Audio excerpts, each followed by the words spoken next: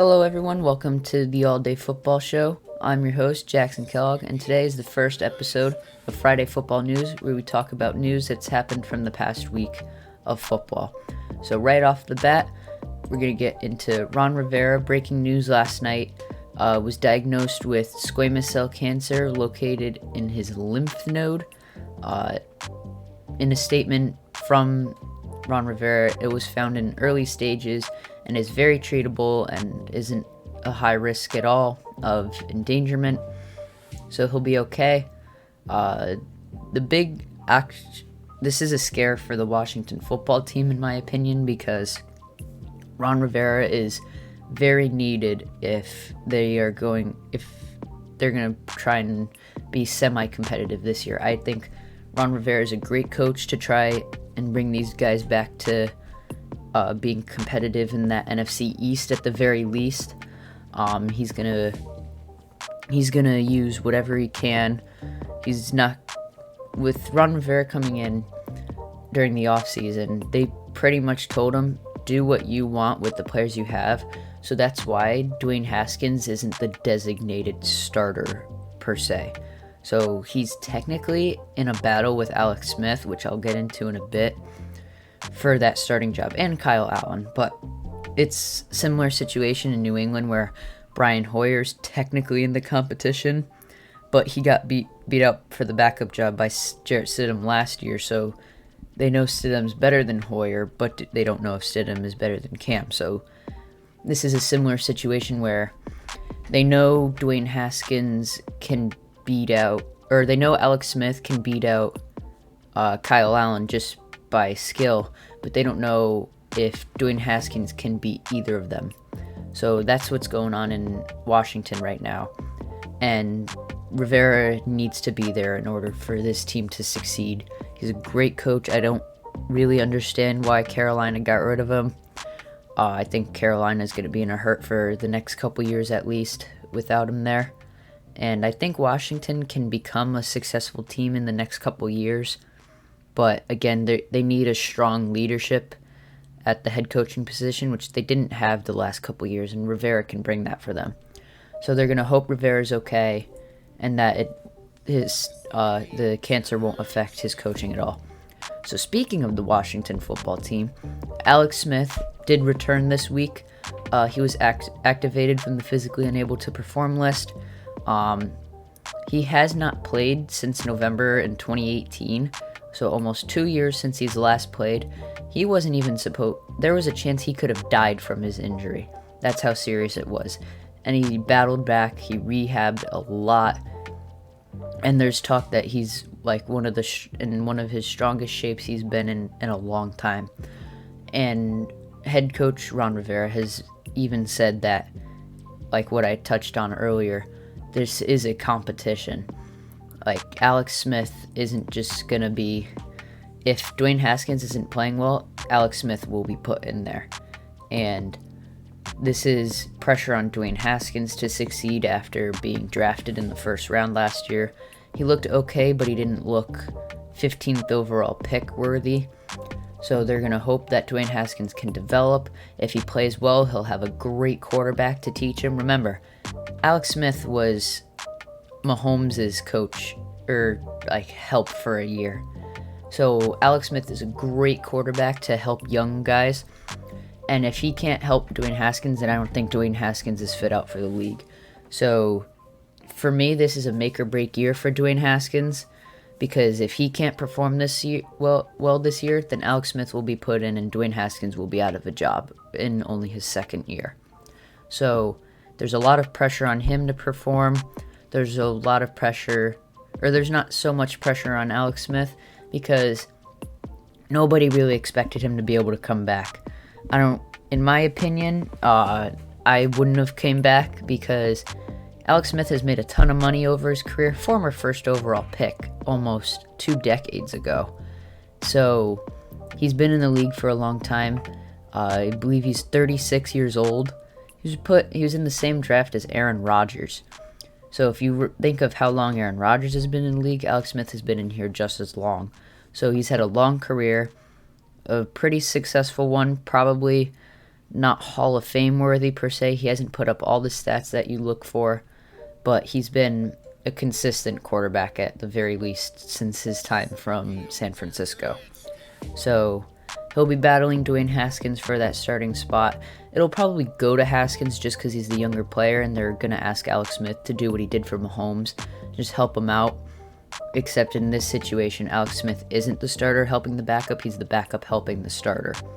So he'll be an extra quarterback coach to help Haskins out, and hopefully they can find a way to be successful this year. So, on to the next topic. There was talk this week about the NFL using a playoff bubble for when they get to that time in January. So the idea came from Saints head coach Sean Payton, and what this would do is it would take the 14 teams that make the playoffs, they would be put in a bubble where they'd have to, like the NBA and the MLS did in the NHL, they'd be put in a bubble, they'd have to stay there, and they'd all play in the same stadium, all their games. I kind of like the idea. I think it'd be a little interesting considering how many times that field would be getting used over and over and over, whatever field they pick. So I feel like that would be a bit challenging, trying to maintain that field. But other than that, it's a great idea. It would take the chance of getting COVID from whatever number it is now, and it would drop it, minimal cases, and it would allow the chance for teams where throughout the season you're going to see players get cases. Like, what happens if Mahomes gets COVID? Like, he's out for 3 weeks. So the Chiefs have to plan for 3 weeks to being without Mahomes. If you did the bubble format for the playoffs, and if they didn't do the bubble, you'd have, if a player got COVID, they'd be out for the playoffs. All of it. Except unless they made the Super Bowl. So if you do a bubble format, you give the chance for these players to be able to play these playoff games and have less of a chance of getting COVID. And it would be a smart idea for the league to do. I hope they do it. It'd just be another step in getting sports to be able to play this year.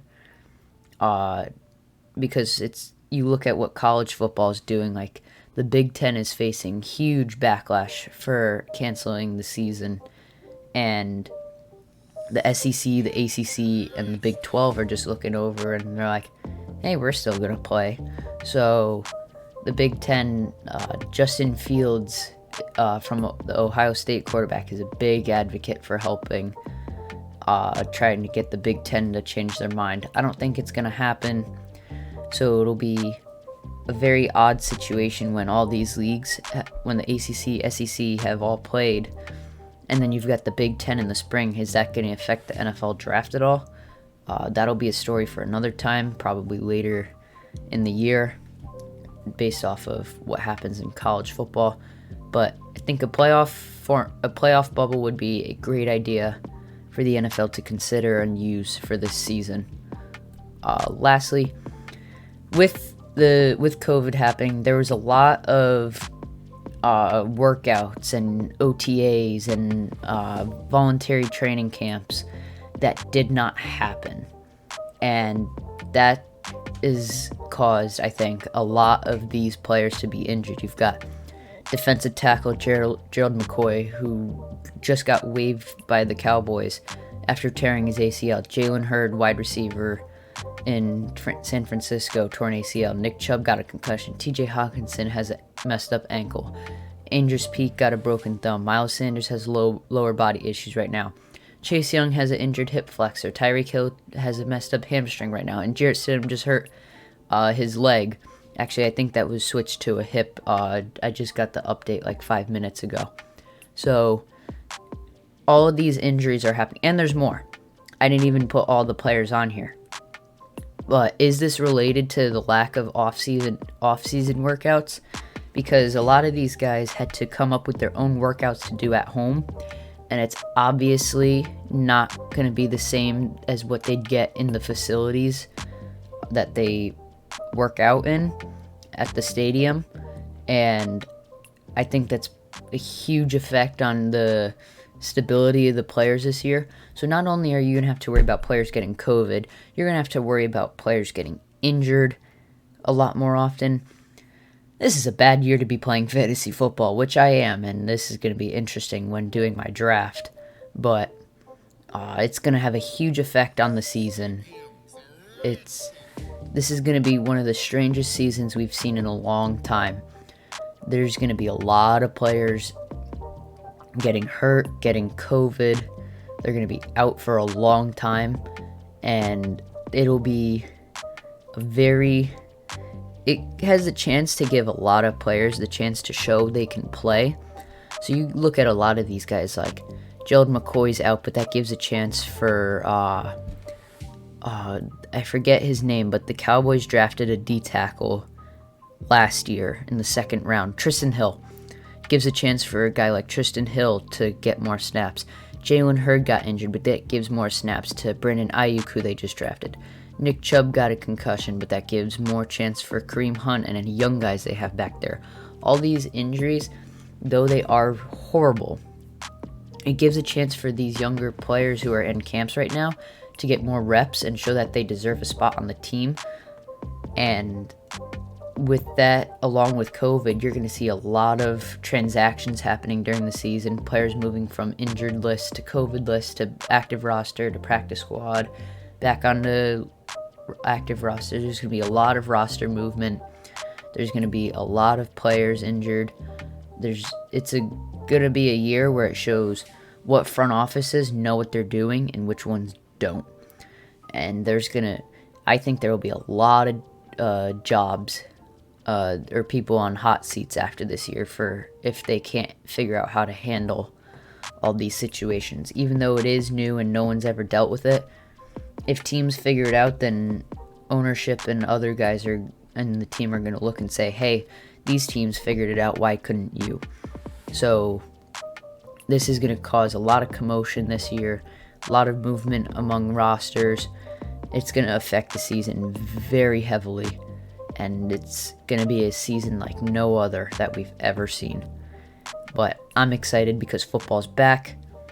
I believe it's 23 days until kickoff. There's a guy on the Patriots subreddit who does a clip every day based off of the yards on the play by a Patriot, counting down the days. So I think today's clip was actually the Edelman catch in Super Bowl 51 against the Falcons, where he was surrounded by 3 players and had to catch it an inch off the ground. That was a neat clip to see. But 23 more days until the season starts. I'm excited. With that, that's the end of the first episode of Friday Football News. I hope you enjoyed. I'd like to keep doing this one along with the Boston Tea Party podcast each week. Hope at least those 2 each week, maybe some more videos like I've done, like the quarterback quiz, like the power rankings. Try to do those as weekly as I can, but we'll hopefully have time to do all that. Thank you guys so much for watching. Hope you enjoyed. Please hit the subscribe button, the like button, leave a comment if you have any questions about the football season, any comments, any opinions that you want to discuss. You could also join my subreddit, the All Day Football Show. Fun place to, if you want to discuss any football topics. But hope you guys enjoyed. Please, again, watch my other videos. It'd be a huge help in trying to grow this channel. Thank you so much for watching. Have a good rest of your day.